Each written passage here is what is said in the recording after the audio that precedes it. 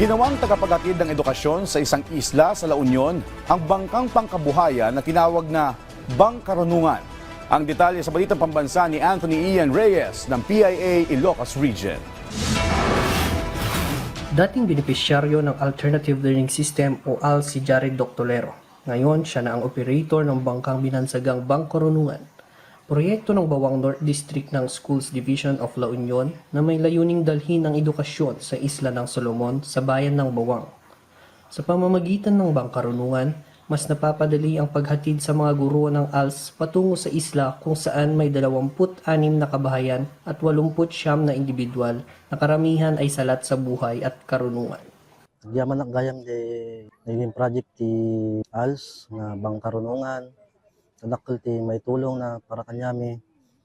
Lang para kanya, para teachers, then para hanap buhay para ti pamilya. Kaya't malaking tulong ang pagkakaroon ng proyektong Bangkarunungan sa mga guro, lalo na sa mga benepisyaryo ng proyekto.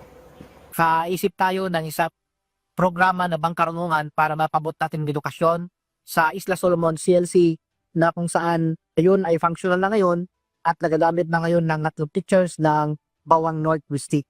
Graduarap mo high school ka dating aming katana nakatulong sa eskwela.